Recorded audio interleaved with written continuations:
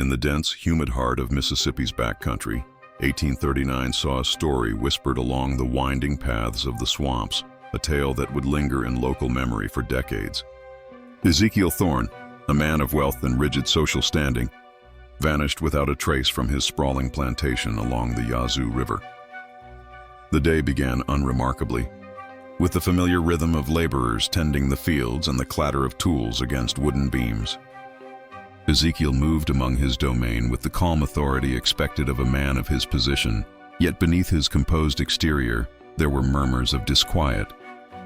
Servants later recalled his gaze lingering longer than usual toward the cypress-studded bayous, eyes narrowing as if he sensed something in the shifting shadows. His disappearance was not heralded by screams or struggle.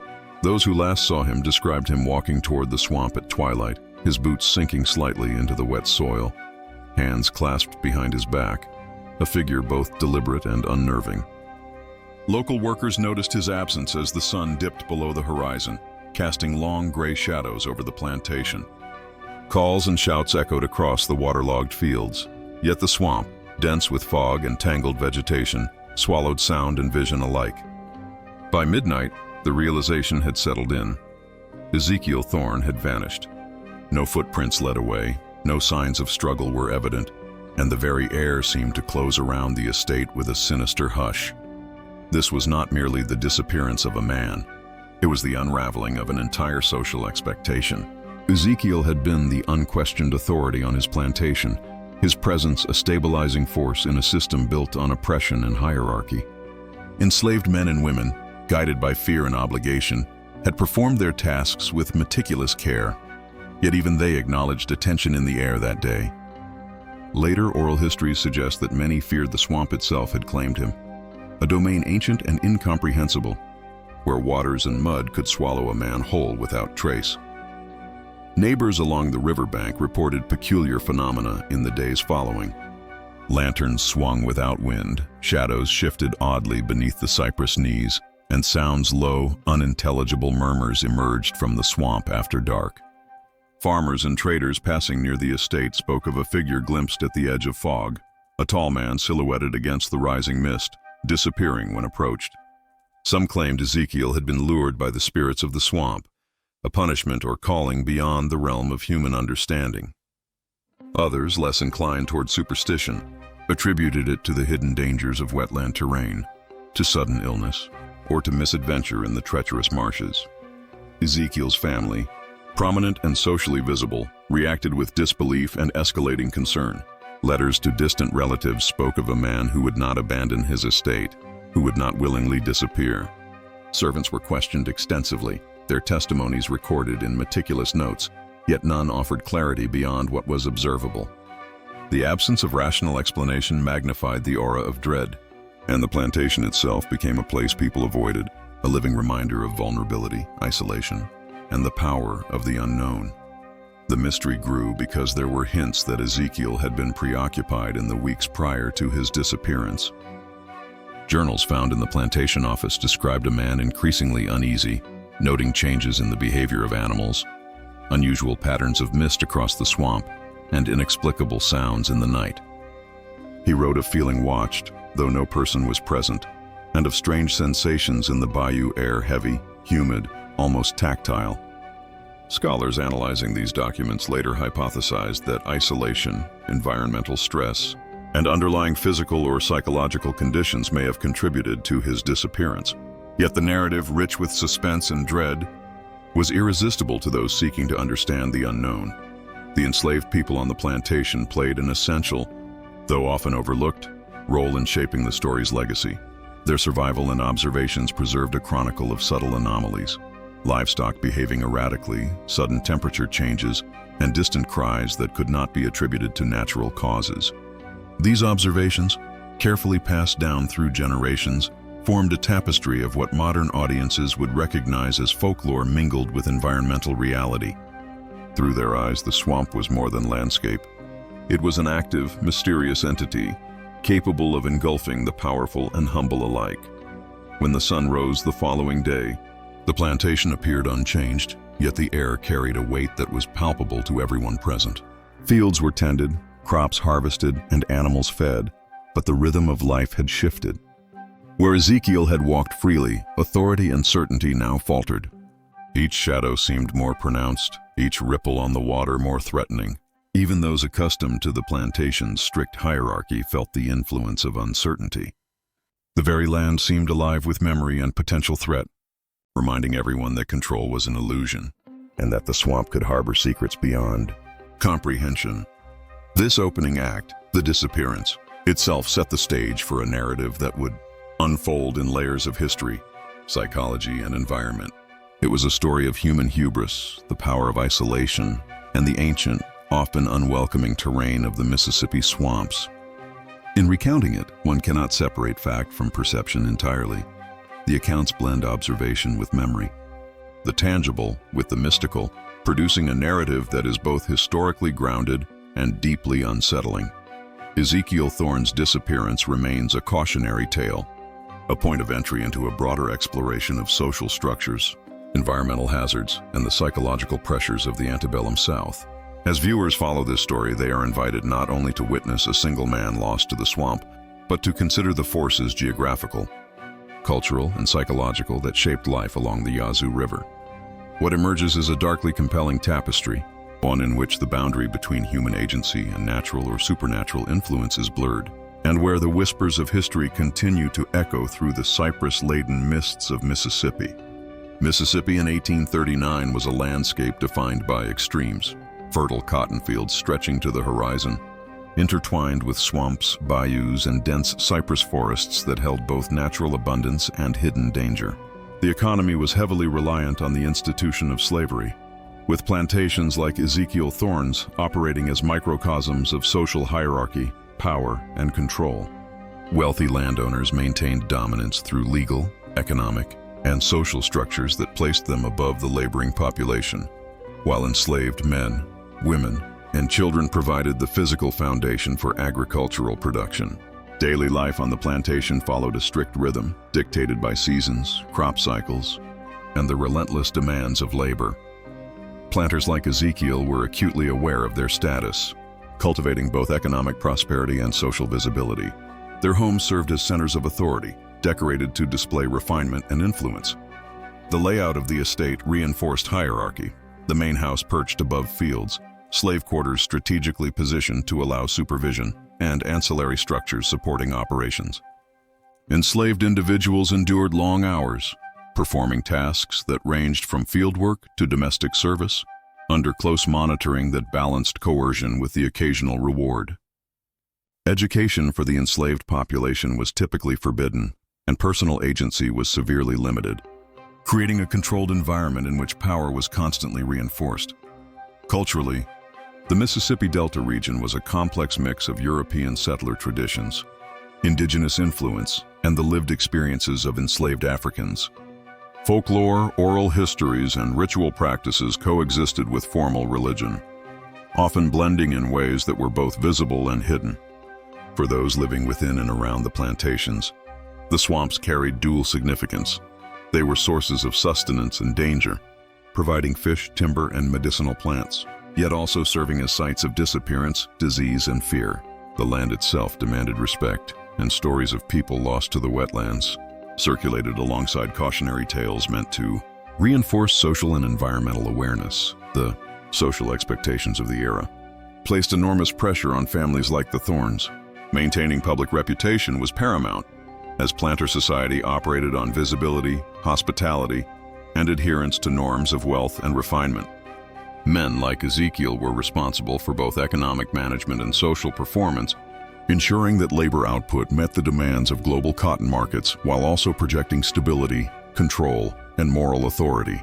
Women of the household, including Ezekiel's wife and daughters, played roles centered on domestic management, social diplomacy, and the preservation of family legacy, yet were equally entwined with the psychological pressures of isolation and the omnipresent reality of mortality.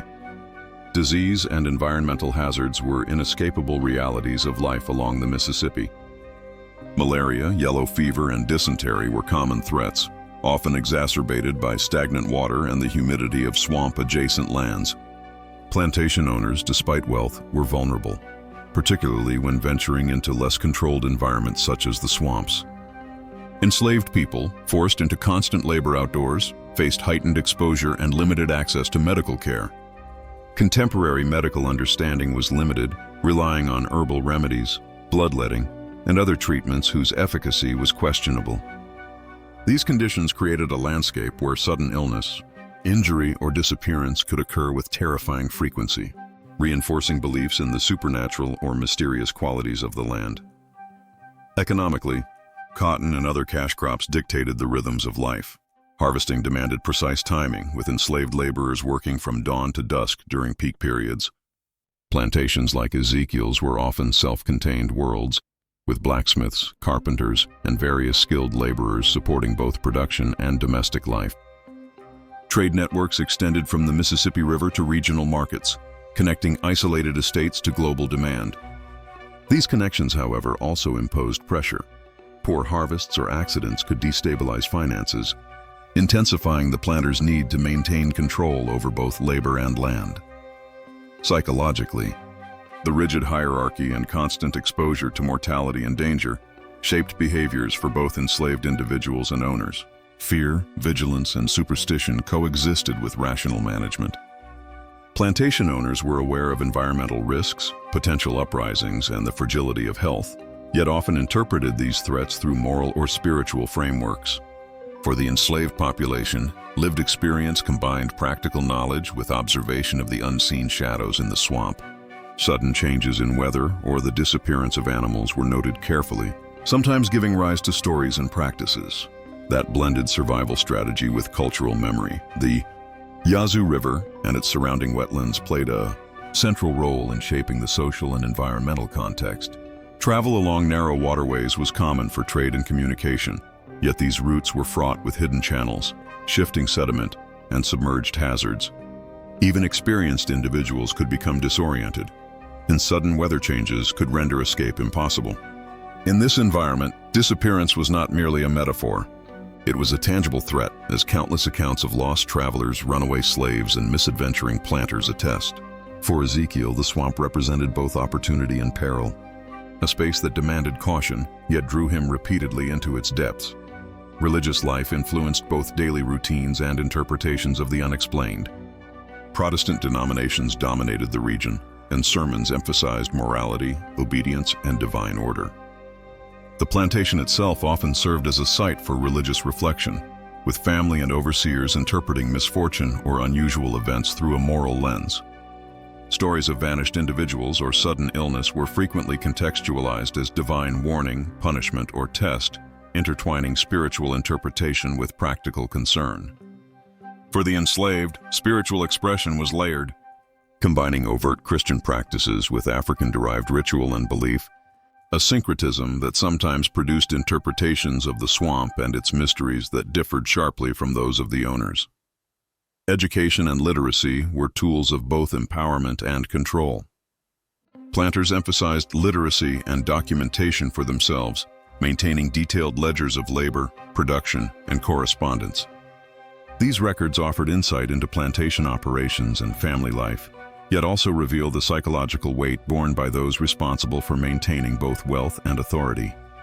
In contrast, literacy for the enslaved population was suppressed, creating a knowledge asymmetry that reinforced hierarchy while also preserving oral tradition as the medium through which stories of the swamp, disappearances, and mysterious occurrences survived. By contextualizing Ezekiel Thorne's disappearance within these social, cultural, and environmental frameworks, a complex portrait emerges. His authority, wealth, and visibility placed him at the center of a fragile equilibrium, a man simultaneously commanding respect and exposed to the perils of both natural and social landscapes. The swamp, the plantation, and the hierarchies he upheld created a setting in which disappearance was not merely possible, but narratively potent. Environmental hazards, psychological strain, and cultural interpretation converged, shaping the perception of both events and legacy in ways that would resonate long after 1839. This historical backdrop illuminates not only the conditions that allowed for Ezekiel Thorne's vanishing to occur, but also the mechanisms through which it was remembered.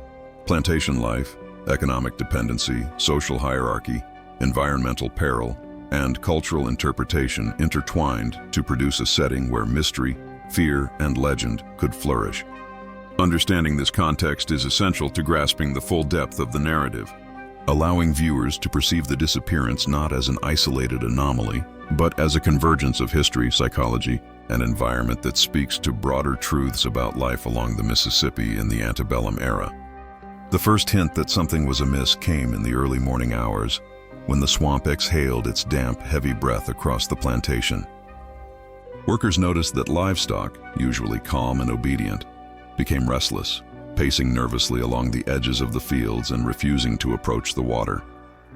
Horses whinnied sharply at shadows that stretched beyond the tree line, their eyes reflecting a deep, unspoken fear. Servants whispered that the swamp seemed alive that day, as if aware of a presence that no one yet understood. Ezekiel Thorne was last seen walking toward the waterlogged lands behind the main house, cane in hand, boots sinking into the mud with each deliberate step. He paused occasionally, peering into the dense fog as if seeking something imperceptible to others. When he failed to return by midday, anxiety began to spread. Servants called out, voices echoing across the waterlogged terrain, but only silence answered. Shadows thickened under the cypress knees, and the subtle ripple of water hinted at hidden currents beneath the surface. By afternoon, the first physical incident occurred. A young field hand sent to retrieve Ezekiel tripped near a submerged root, falling into a shallow channel. His cries drew others, and they dragged him free, soaked and shivering, eyes wide from terror. He swore he had felt hands or something else grip his ankle beneath the water, though no evidence supported the claim.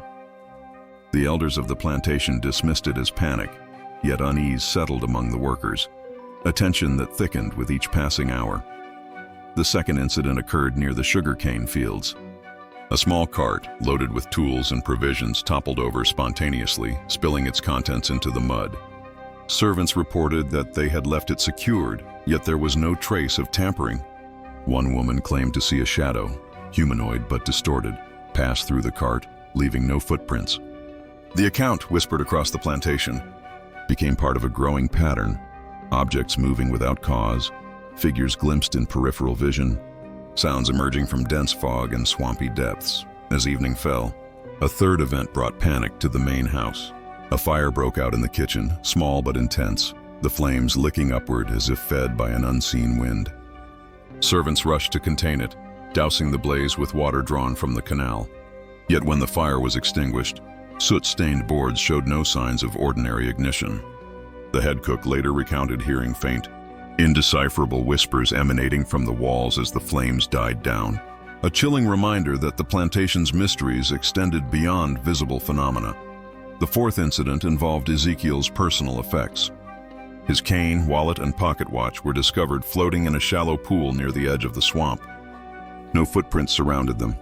No signs indicated he had fallen or been pulled. Servants noted a subtle, almost imperceptible circular pattern in the mud around the objects, as if the land itself had conspired to remove them from their original place. Fear spread rapidly through the household, and the children were kept indoors, eyes wide with a mixture of curiosity and terror. At night, the fifth incident escalated tension to near hysteria. Strange sounds reverberated through the estate, low moans, the cracking of twigs, and the slapping of water against unseen objects. The family gathered in the main hall, lanterns casting trembling light on faces etched with fear. Shadows danced across walls, elongating and contorting in ways that defied logic. Servants clutched each other, whispering prayers and attempting to rationalize the inexplicable. Outside, the fog thickened, obscuring vision and amplifying every creak and distant cry. A sixth incident occurred when one of the enslaved men, sent to explore the swamp with a lantern, vanished temporarily, emerging hours later at the edge of the main field. His hair was matted, clothing torn, and eyes wide with terror. He reported being disoriented, hearing voices calling his name in unfamiliar tones, and glimpsing figures just beyond the fog that seemed to vanish when approached. The account, corroborated by physical evidence of torn vegetation and disturbed mud, intensified speculation about supernatural influence, yet some attempted to explain it as confusion, dehydration, or psychological strain. The seventh incident focused on the plantation's livestock. Animals were found dead in shallow pools, eyes wide, throats torn, yet no predator tracks were visible.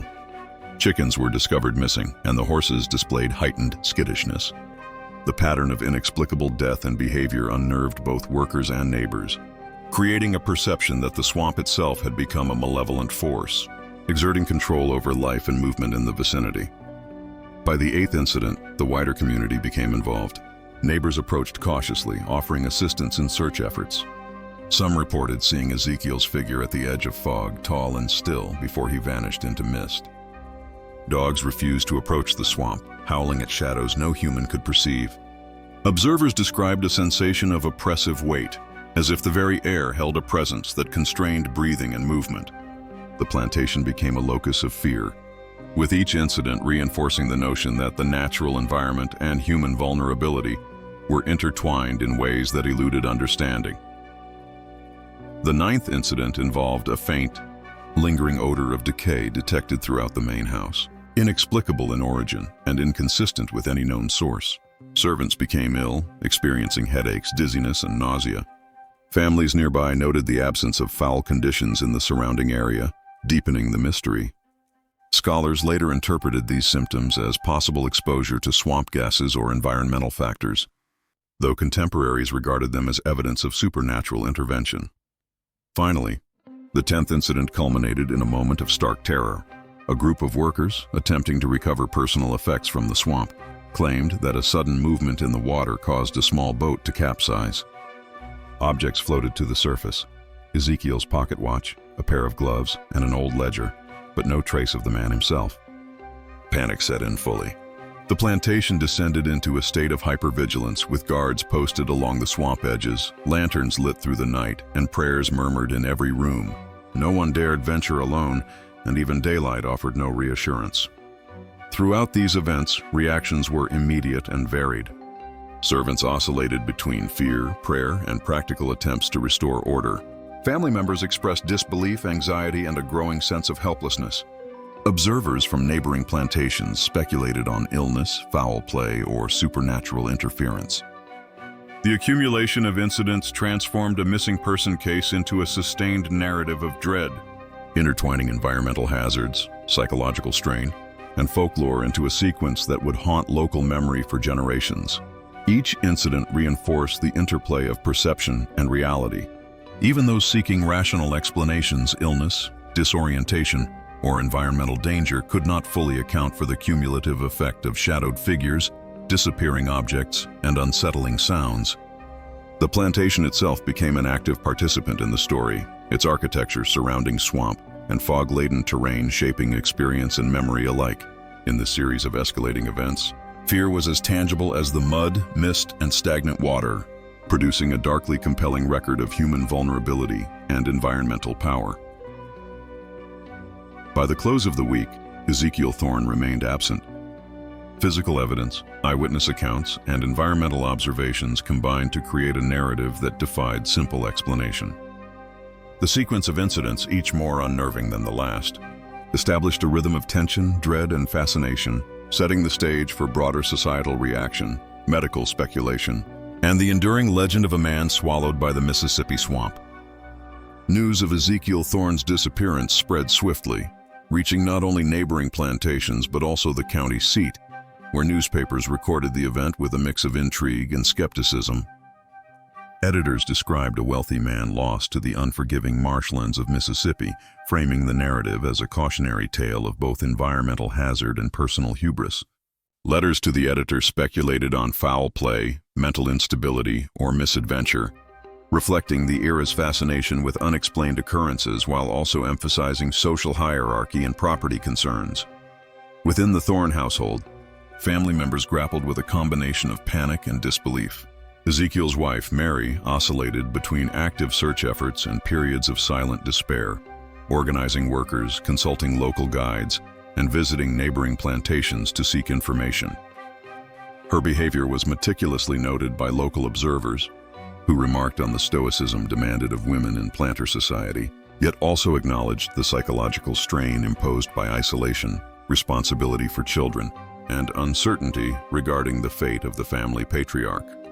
enslaved people on the plantation displayed a mixture of practical caution and subtle fear, continuing daily labor while remaining vigilant for any signs of danger. Oral histories preserved from later generations reveal that some interpreted the disappearance as a consequence of spiritual imbalance, moral failing, or even the agency of the swamp itself. Their testimonies highlighted how environmental perception and cultural belief systems intertwined, shaping a narrative that went beyond the visible facts of absence and into realms of the psychological and supernatural. Local physicians were consulted to provide explanations grounded in science, though their methods and understanding were limited by the period. Doctors considered exhaustion, fainting spells, or sudden illness as potential causes, acknowledging the hazards of traversing swamp terrain in extreme heat and humidity. Observations of workers experiencing dizziness, nausea, and disorientation further fueled medical speculation, with some hypothesizing exposure to swamp gases or infectious vectors. The professional response balanced practical advice with the recognition of community anxiety, illustrating the intersection of empirical reasoning and social expectation in antebellum Mississippi. Pastors and clergy approached the situation through moral and spiritual frameworks. Sermons emphasized the precariousness of human life, the importance of vigilance, and the consequences of moral deviation. Some religious leaders suggested Ezekiel's disappearance could be divine punishment, a call for reflection, or an opportunity to reinforce obedience among both enslaved and free populations. In private, they recorded subtle observations: the oppressive atmosphere of the plantation, the behavior of animals, and the fear that lingered in the air, factors that could influence both physical and mental health. Neighbors reacted with a mixture of curiosity, concern, and apprehension. Some joined search parties paddling through fog-choked channels and probing the muddy banks for signs of the missing man. Others observed from a distance, offering conjecture while avoiding the swamp's unpredictable terrain. Discussions within the local community merged practical risk assessment with elements of folklore, producing narratives that blurred the line between fact and legend. Reports of glimpsed figures, strange lights, or unexplained sounds were recounted repeatedly, solidifying the story within collective memory. Newspapers played a dual role, documenting events while shaping public perception. Articles emphasized the drama of the disappearance, the dangers of the swamp, and the unusual circumstances surrounding the estate. Editorials oscillated between rational speculation and sensationalized accounts, balancing credibility with the audience's appetite for mystery. The story became a regional touchstone, reflecting broader anxieties about social hierarchy, environmental peril, and the fragility of human control. Psychological responses within the Thorne family and community were complex. Anxiety, hypervigilance, and sleep disturbances were common, documented in personal diaries and oral histories. Contemporary observers might interpret these reactions as manifestations of stress, anticipatory fear, and environmental influence, highlighting the human mind's capacity to interpret ambiguous stimuli as threat. The repetitive pattern of incidents, the cart overturning, livestock behaving strangely, mysterious sounds created a sustained state of tension, reinforcing both real and perceived danger. The media's attention magnified societal reaction. Correspondence between local authorities and distant relatives detailed the family's desperation, search efforts, and escalating fear. Communities debated the plausibility of natural versus supernatural explanations, with discussions often blending environmental hazards, social morality, and folklore. Enslaved workers' accounts, often filtered through oral tradition, contributed an additional layer: practical observation of swamp behavior, nuanced environmental awareness, and interpretive stories that shaped the haunting narrative.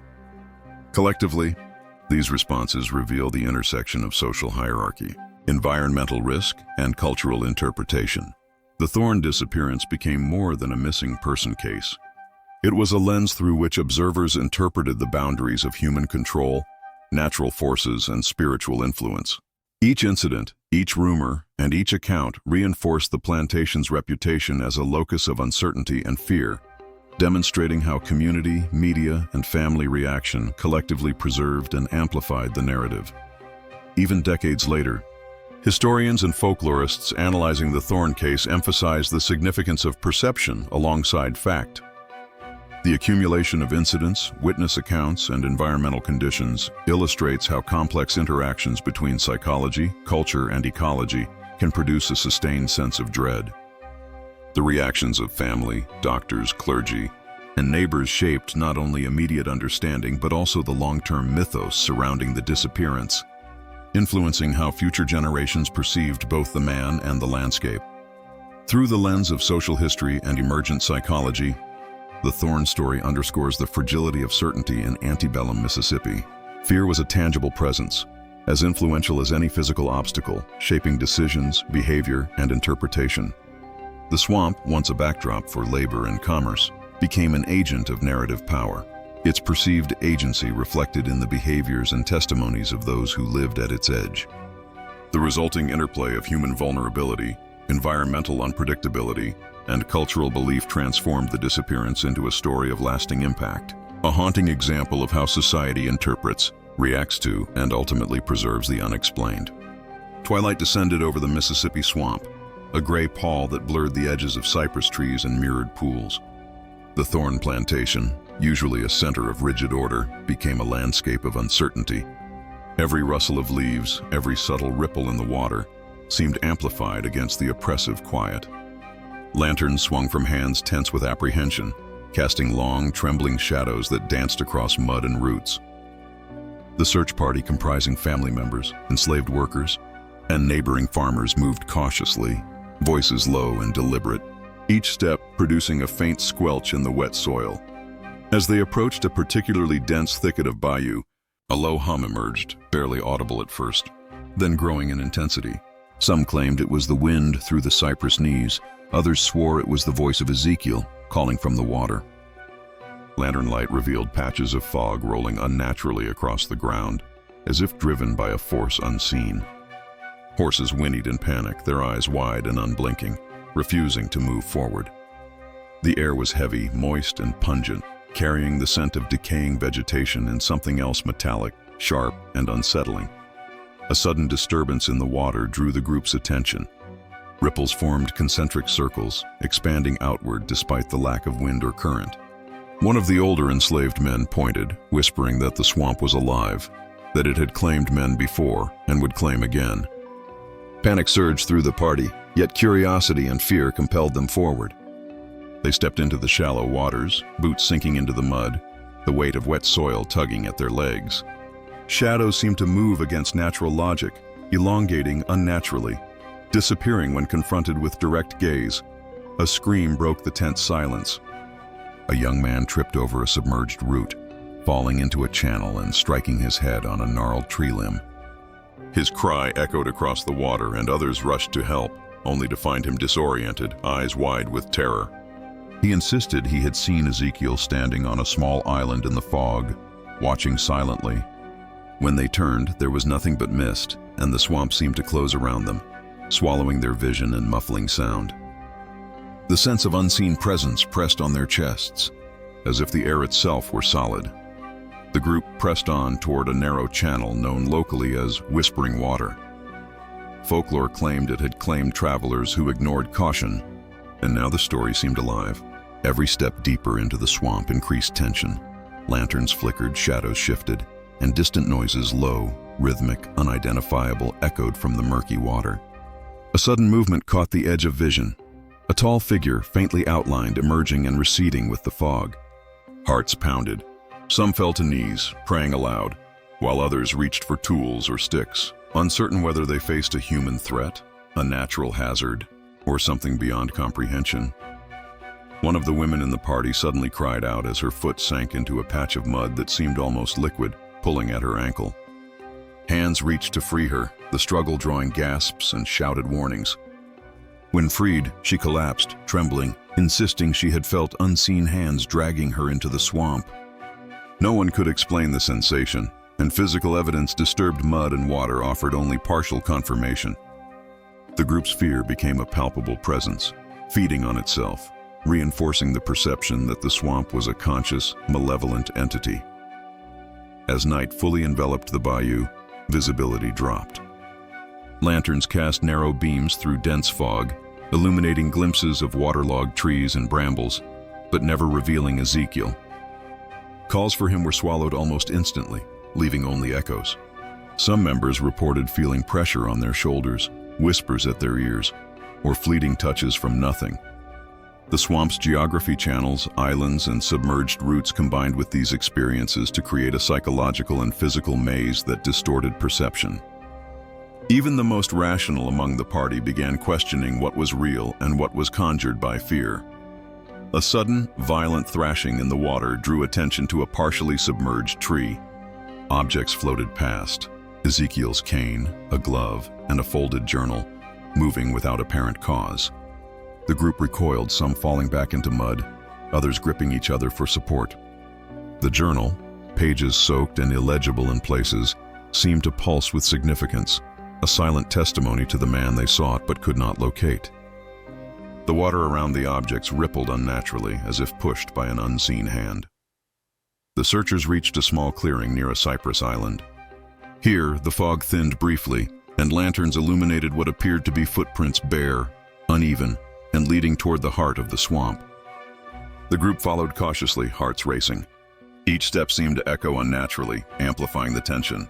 Then, in a moment that would be recounted in stories for generations, a sudden gust of wind extinguished nearly all lanterns, plunging them into darkness. Panic erupted, shouts mixed with cries, and in the chaos, some were separated from the group, stumbling blindly through the muck. In the brief moments of chaos, glimpses of a tall figure were reported again, always fleeting, always just beyond reach. Some swore it was Ezekiel, others claimed it was something else, something that had learned to mimic human form. The party regrouped hours later, exhausted and drenched, but without him. The swamp held its secret, indifferent to their fear and determination. Exhaustion, hypothermia, and anxiety took their toll, yet the memory of the figure, the ripples, and the whispers persisted, embedding itself into the psyche of every witness. By dawn, the swamp seemed calm, yet an eerie tension lingered. Objects recovered from the night's events were examined: tools, personal items, and the journal. Yet Ezekiel Thorne himself remained absent. Observers described an oppressive stillness, punctuated by occasional ripples and distant, inexplicable sounds. The experience, intense and traumatic, became a defining moment in the plantation's history. A dramatic climax in which the boundaries between environment, perception, and narrative collapsed. The events of that night were chronicled in diaries, letters, and newspaper articles, each attempting to capture the intensity, the fear, and the strange phenomena. Eyewitnesses provided overlapping accounts of shadows, disembodied whispers, and environmental oddities, producing a layered record of a climax that defied easy explanation. Psychological strain, environmental hazard, and cultural interpretation converged, reinforcing the legend that Ezekiel Thorne had disappeared not by chance, but through forces beyond ordinary comprehension. Even today, historians and folklorists revisit this episode, analyzing the interplay of swamp topography, human psychology, and environmental conditions. The dramatic sequence of nighttime events exemplifies how isolation, natural hazards, and heightened fear can produce experiences interpreted as supernatural. It is a moment where historical record, oral tradition, and environmental reality intersect, leaving an indelible mark on collective memory and a haunting narrative that persists more than a century later. Years passed, yet the fate of Ezekiel Thorne remained unresolved, leaving a lingering shadow over the plantation and the surrounding Mississippi swamps. The estate continued to operate under the management of distant relatives, but the air of uncertainty never lifted. Locals spoke cautiously of the bayou, warning travelers of unseen perils, and recounting tales of the man who had walked into the swamp and never returned. The narrative became part of regional folklore, a cautionary tale blending history, environment, and the supernatural. Scholars examining the records noted patterns consistent with environmental and psychological factors. Swamp gases, dehydration, disorientation, and exposure to infectious agents could have contributed to Ezekiel's disappearance, offering plausible scientific explanations. Yet, these rational interpretations existed alongside vivid eyewitness accounts, which described shadows, figures, and whispers that seemed to defy natural explanation. The tension between empirical reasoning and the persistence of legend created a narrative space where mystery and history intertwined. producing a haunting story that could not be fully resolved. The impact on the Thorne family was profound. Anxiety and suspicion lingered across generations, influencing behavior and decision-making. Elders recounted the story with gravity, framing it as both warning and moral lesson. The swamp, like life itself, demanded respect and awareness, and human control was never absolute.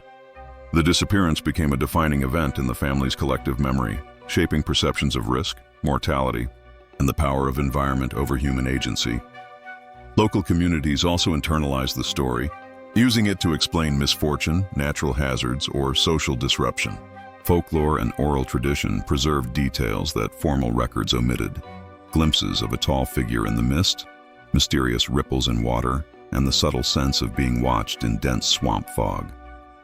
These accounts contributed to a cultural narrative in which the environment was active, morally and psychologically resonant, and in some interpretations, capable of enacting judgment or maintaining balance.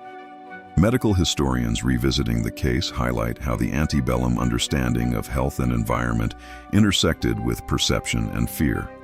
Symptoms reported by workers, dizziness, nausea, disorientation, could be explained by exposure to high humidity, swamp gases, and extreme stress. The accumulation of unexplained events, combined with social pressure and expectation, created a fertile ground for psychological phenomena, amplifying fear and producing a sustained state of vigilance and anxiety. In this context, the line between environmental hazard and perceived supernatural influence becomes blurred, revealing the complexity of human experience in the antebellum South. The swamp itself continued to be a silent witness, its waters and vegetation reshaping constantly, concealing channels, and harboring hazards invisible to the casual observer. Stories of disappearances, unusual sounds, and shadowed figures persisted, reinforcing the idea that the land maintained a form of agency, whether real, perceived, or symbolic. The landscape functioned as both stage and actor in the unfolding narrative, shaping behavior, memory, and interpretation. Even today, explorers, historians, and enthusiasts visit the Yazoo River swamps, drawn by curiosity, history, and the lingering aura of mystery. Artifacts recovered from the estate, such as journals and personal items, are studied and displayed, yet Ezekiel Thorne himself remains absent. The interplay of tangible evidence and unresolvable absence sustains the story's power, leaving room for speculation about fate, supernatural influence, and the enduring weight of environment on human life. Reflections on the Thorne disappearance extend beyond the individual, encompassing cultural, social, and ecological dimensions. It illuminates the fragility of life, the unpredictability of natural landscapes, and the capacity of collective memory to preserve fear and fascination. The story demonstrates how human observation, interpretation, and storytelling converge to create enduring legend, blending empirical experience with imagination and moral reflection. Speculation endures. Some suggest Ezekiel succumbed to the treacherous terrain, falling victim to swamp hazards and environmental conditions. Others propose psychological collapse or disorientation, amplified by isolation and the oppressive heat and humidity of the Mississippi Delta. Yet another tradition asserts that he encountered forces beyond comprehension, that the swamp itself acted as arbiter of fate, claiming those who misstepped in its domain. Each interpretation leaves an imprint not only on history, but on the way human beings perceive uncertainty, danger, and the unknown. The disappearance also serves as a reminder of antebellum society's fragility. Authority, wealth, and social hierarchy could not guarantee safety against environmental extremes, psychological strain, or unexplained occurrences. The story underscores the limits of control and the profound influence of landscape, culture, and belief in shaping both events and memory. In this light, the Thorne narrative becomes a broader meditation on vulnerability, resilience, and the tension between human ambition and natural or unseen forces. Ultimately, the tale of Ezekiel Thorne and the Mississippi swamp leaves an enduring impression. The intersection of history, psychology, environment, and culture creates stories that resonate far beyond their immediate context. While empirical investigation offers possible explanations, the story retains an irreducible element of mystery, a lingering question of what truly transpired in the fog-laden waters. The legend persists, haunting the imagination, a testament to the enduring power of narrative. The swamp's silent presence, and the delicate balance between human certainty and the unknown.